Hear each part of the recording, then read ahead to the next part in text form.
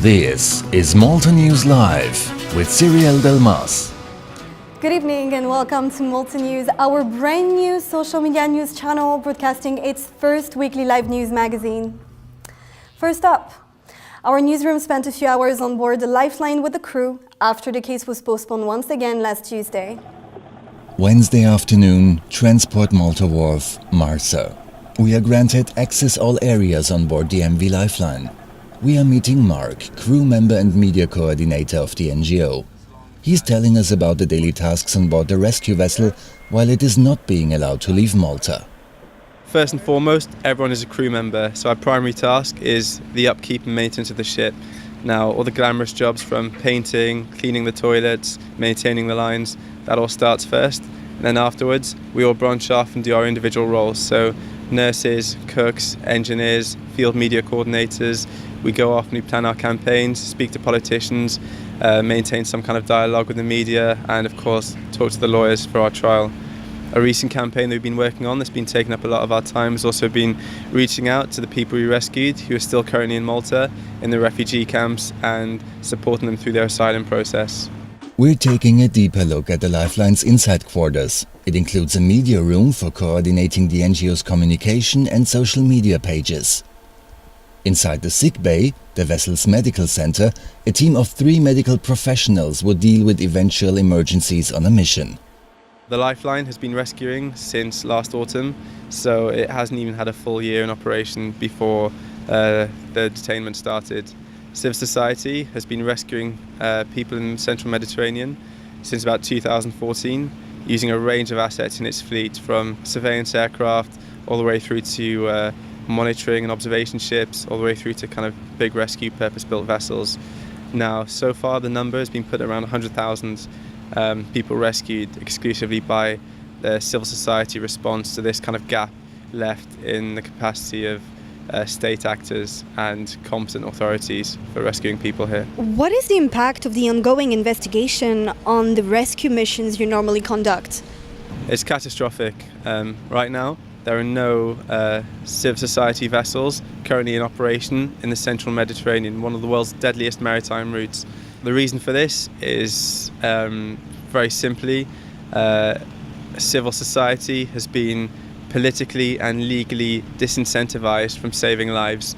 This is very much a political attack on a humanitarian action, and as long as politicians, in the name of their own ambition, continue to conflate a very real conversation about asylum policy and failings in shared responsibility across the European community with whether people should live or drown, we will continue to be trapped in this hopeless cycle. But as things stand, this really marks a devastating turning point for European values and social responsibility. Right now, the MV Lifeline is stuck in Malta. Captain Claus-Peter and his crew are waiting to go on the next mission. The vessel, its engines and systems are regularly maintained and ready to go, but this is unlikely to happen anytime soon, since the court case was postponed once again on Tuesday. It is the third sitting where the Dutch authorities have not sent their replies, and basically nothing could be done. The magistrate urged the Dutch authorities to send their replies as soon as possible, because our client, Klaus-Peter is coming to Malta for nothing every time, waiting for the Dutch replies to the questions of the prosecution. What do you normally do during a rescue mission? A rescue, in more cases than not, will not actually start from us. It will come from a referral with the Maritime Rescue Coordination Centres, either in Rome or in Malta. Now, these are the designated government authorities responsible for coordinating and instructing on all rescues at sea. Now, we are not cowboys, contrary to popular belief. We're not just going out in a boat, picking people up, going wherever we want. This is a really, really strictly regulated and exceptionally professional process that we're a part of. Everything from how people are pulled out of the water, whether they're transferred to other vessels, who has the best capacity to handle a situation, and where they would eventually be disembarked, are all things beyond our control, and they are all dictated from these authorities. We simply follow instructions and make ourselves available both to government search and rescue assets and also civil fleet, so that should the need arise, we are there to provide assistance. It was the 21st of June when the Lifeline crew rescued over 230 migrants off the coast of Libya. After 6 days of political dissent between Malta and Italy, the NGO vessel was allowed to enter Malta on June 27th. But what has actually happened since then?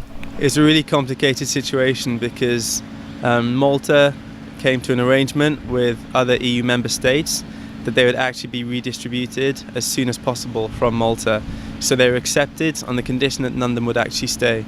Now, political relations have since soured, and this agreement had no legal standing. So what this means is that Italy, for instance, hasn't met its commitment to take anyone, and a lot of the countries actually took considerably fewer people than they initially offered. So Malta finds itself now with 70 to 80 people more than they anticipated. So these people are super vulnerable to missing out on the international protection that they're due, because neither the country they were destined for nor Malta are choosing to recognise themselves as the country of arrival. Recently, our role has been to support their situation in Malta through expert legal help that we're getting through organisations like the Adtis Foundation, who've been providing committed specialist asylum support, and also providing practical assistance to ensure that they have access to the Refugee Commissioner and the facilities of the Agency for the Welfare of Asylum Seekers in Malta. After 5 hours on board, we leave the NGO vessel with a better understanding of the sea rescuers' daily lives. And Malta News will follow up on the Lifeline case, next court sitting to be held on the 19th of November. My first guest has joined the Central Bank of Malta back in 1990 and has spent 18 years working in the highest Maltese financial institution. He has opened 3 banks in Malta. Until last month, he had the position of CEO at Agribank. Ever since, he has been consulting a number of companies on regulatory, financial, and banking matters. Welcome, Roderick Psaila. Thank you for accepting our invitation. Thank you for the invite. What are your views on the current banking sector in Malta? Well, banking sector in Malta has always been very conservative and remained until this day. So if you compare a bit, for example, the amount we lost as a banking sector in Malta and compare it to other jurisdictions where banks were falling or being bailed out by the European Union. I mean, our banking sector lost nearly 20 million in that crisis. So, and that was all thanks to how conservative the Maltese banks were. Mm-hmm. So that is a fact. Of course, I think that in Malta we have top bankers, which, however, sometimes they might be restricted by the model they are working. In your opinion, what do the actual big players in Malta lack of? Well, lack of might be a bit hard on them, if I can put it that way. I think traditionally all the top 5-6 banks in Malta have been geared towards servicing the man in the street. If you look at the branch network that we have, I mean, every corner you'll find a bank, that is basically gearing towards the man in the street. With respect to corporate clients, I would say that the economy is developing so fast in Malta, and new industries coming to the fore. It might be that local banks are not that quick in developing their systems and their products. So what can they do to catch up with the digital banking and cryptocurrency? It's not easy. It's not easy because, I mean, the simple answer to that would be they need to invest in technology themselves. But it's more a question of mentality, I would say. Mm-hmm. So you have to see whether our banking sector is willing to go there, is willing to invest in you, is willing to embrace new technologies. And I mean, if you look at our banking sector and speaking about new technologies, about blockchain, for example, about these industries that are coming to the fore and that the jurisdiction is supporting and it's lending itself to, you have some of our banks are making enough money. They don't need to risk. keeping in mind that during the crisis, or after the crisis, the regulators came to banks and tightened regulations. So they spared banks to invest more in risk and compliance, and banks had to invest more in risk and compliance. So some of the banks are focused more on making sure that they don't make mistakes with accepting clients which might be a bit risky, rather than taking more business. So just to finalize my argument, Yes. when you look at our banking sector, I can split it in three. There are banks which are making enough money and they want to de-risk rather than taking more risks. There are banks who have a specialized model, and with that specialized model it's not in their interest to accept new business streams. And then there are banks which are sitting on the perch a bit. They are waiting for the regulation to come in and regulations to come in, and then they will see how that happens. So a bank, in order to operate in these sectors, in these new sectors, there needs to be a sponsor, I would say. I mean, it's what I did in my previous employment. So I sponsored Agribank into going into and servicing blockchain and cryptocurrency companies, and it was until today, I think it's the only bank in Malta that is doing this. So if you don't have a sponsor, and if the bank is not nimble enough to enter into this market, it's very difficult. So I cannot see the big banks entering into this market. And for another example. question. The fintech-style online bank Revolut Malta, which has opened this summer, claims to have 35,000 local clients already who signed up. Do you think that the Maltese people are fed up with the traditional banks? I don't think so, but I believe those figures. There is a section of there are individuals. There is a section of the population that is not having the right service from the banking sector. I mean, probably from those 35,000, most of them would have, or half of them would have been denied a banking account opening by the big banks, and either because they are foreigners, or because they are in the gaming sector, or because they want to buy Bitcoin with that account. So and Revolut does all this. So I support Revolut. Actually, I think there will be there is the need in the industry, in the jurisdiction for payments institutions like Revolut, and I don't think that. However, so for example, in those 35,000, what I would say is that probably less than 10% of those would be individuals that were born before the 1990. So Revolut appeals for a certain part of the population. I think that Maltese as a population are still very sticky to their one or two banks that they use, to the big banks. So most of them will continue with the banks. And at the Delta Summit, you predicted that 2 to 3 banks will open in Malta in the coming year. Can you develop on this? Yes, I can. That is not because I have a crystal ball, but because, first of all, Founders Bank has been announced, I think, in the summer.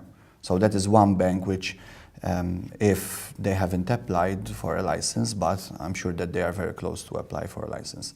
And there are another 2 banks that I know for sure that will apply for a license by the end of the year, of this calendar year, I mean. So one of them, a bank which I'm involved in. The second one, a bank which I'm consulting. So these are 2 new licenses, and I'm sure there are more. So I don't think that every bank license will pass through me this year. So that's why I'm saying that, and it is needed. It is needed because, as I said before, there needs to be new banks that invest in technology, that invest in new skills, in fresh ideas, and that are ready to embrace new industries that are being pushed forward by the jurisdiction. So Malta is opening up to different industries. If we don't have the banking sector that supports that, then those industries will not be serviced from a banking sense, and that will be, I would say, that will be catastrophic for the jurisdiction, because as maybe, I don't know if I mentioned this before, but when you look at, for example, the blockchain industry, in the last 5 years, the two most important or the two most biggest problems that companies exposed to blockchain had were, one, regulation, and two, the banking services. Now, regulation as a jurisdiction, we're getting there. So it might not be right from the word go, but we'll get there. I'm sure we'll tweak here, we'll tweak there, and we're offering a holistic regulated structure to these companies. If we don't offer the banking services to these companies, then we will be missing, because when a company comes to a new jurisdiction and registers in Malta, for example, they always need banking services from the same jurisdiction. It's not compulsory, but that's the easiest way how to do it. Yes. You know? And one last question. What do you predict for the future of banking in Malta and in Europe? Well, I predict that, as I said, there will be new banks in Malta. I predict that for this reason, both individuals with banks like Revolut, or financial institutions like Revolut, and corporate clients with new banks and banks that are willing to invest in new technologies will be serviced better. With respect, when it comes to Europe and the EU, I would say that it's only a matter of when, not if, the ECB, the European Central Bank, and the EBA relax their stance on blockchain and cryptocurrency. So if they relax their stance, I think that Malta then could bear more fruits of the investment it is doing in these industries. Thank you very much for the talk, Mr. Psailan. Sure, my pleasure. Starting a business in Malta doesn't work as fast as claimed in certain publications. Michael Kaden has the story. On my last Air Malta flight, the Bitzilla magazine reminded me of a certain marketing gag I'd already heard before. 1 week to start a business. That made me think of all the applications and registrations I've had to go through.